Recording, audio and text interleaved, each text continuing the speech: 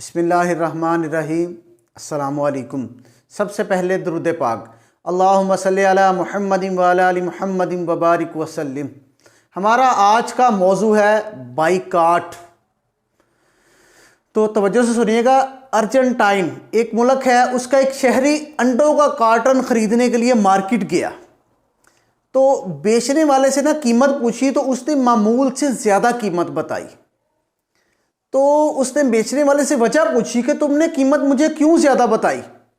تو اس نے کہا کہ جو تقسیم کار کمپنیاں ہیں انہوں نے قیمت بڑھا دی ہے۔ تو شہری نے خاموشی سے کارٹون پکڑا اور واپس رکھ دیا۔ وہ بہت حیران ہوا کہ تم نے لینا نہیں؟ تو کہتا نہیں، مجھے انڈوں کی کوئی ضرورت نہیں، اگر میں کچھ دن انڈے نہ کھاؤں گا تو میں مر نہیں جاؤں گا۔ وہ واپس آ گیا۔ تمام لوگوں کو پتہ لگا شہر والوں کو، تو انہوں نے سب نے بائیکاٹ کر دیا۔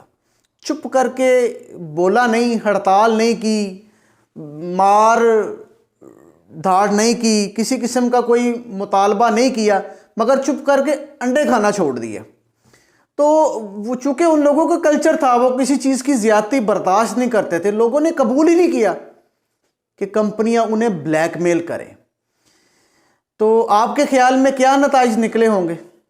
بتائیں مجھے۔ اور اگر میری ویڈیو آپ دیکھ رہے ہیں کوشش کر کے اس کو سبسکرائب بھی کر دیں، اچھی اچھی ویڈیوز ملیں گی آپ کو دیکھنے کے لیے۔ تو ایک ہفتے سے بھی کم عرصے میں کمپنی کے جو ملازمین تھے وہ انڈوں کو سٹور کرنے کے لیے آئے کہ یہ بک تو رہے نہیں، ان کو سٹور کر دیں، اور مالکان کو کہتے ہیں کہ نئے کارٹون دے دیں ہمیں انڈوں کے۔ تو جو مالکان تھے انہوں نے نئے انڈوں کے کارٹون اتارنے سے انکار کر دیا، کیونکہ پرانے کارٹون کسی نے خریدے نہیں تھے۔ کمپنیوں نے لوگوں کی ضد پہ اصرار کرتے ہوئے کہا، لوگوں نے سوچا کہ کمپنی والوں نے سوچا کہ جو لوگ ہیں یہ ضد کر رہے ہیں تو کوئی بات نہیں، 2-4 دن کریں گے، 10 دن کریں گے، 20 دن کریں گے، آخر کب تک نہ کھائیں گے۔ تو وہ سوچا انہوں نے کہ یہ احتجاج چند دنوں میں ختم ہو جائے گا اور لوگ انڈوں کی خریداری کے لیے معمول پر آ جائیں گے۔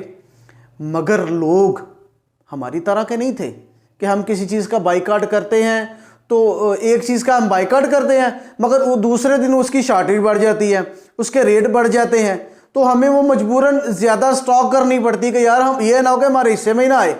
مگر وہ لوگ ایسے نہیں تھے، لوگ ضد پر تھے، انہوں نے انڈے کا بائیکاٹ کر دیا اور کمپنیاں خسارے میں جانے لگ گئیں۔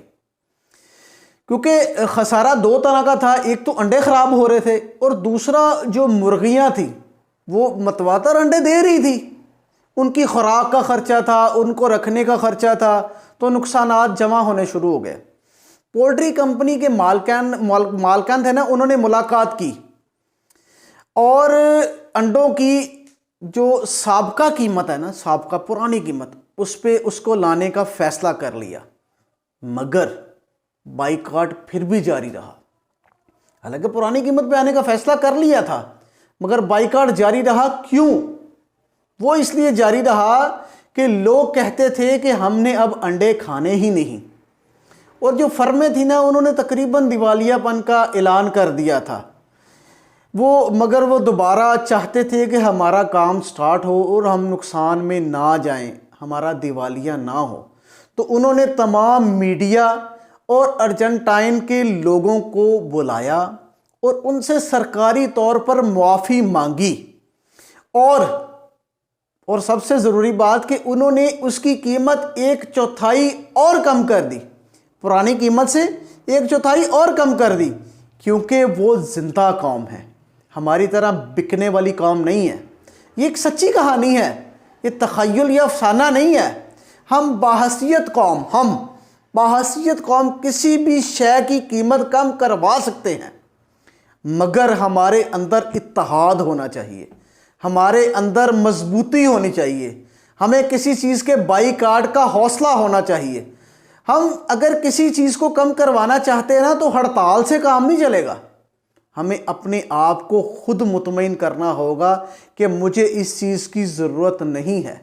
اگر ہم اس طرح کریں گے تو ہم انشاءاللہ تعالیٰ اپنے ہر طرح کے مطالبات، جائز مطالبات منوا سکتے ہیں، کیونکہ تھوڑی سی مرضی، ثقافت اور عزم، یہ چیزیں ضروری ہیں۔ جزاک اللہ۔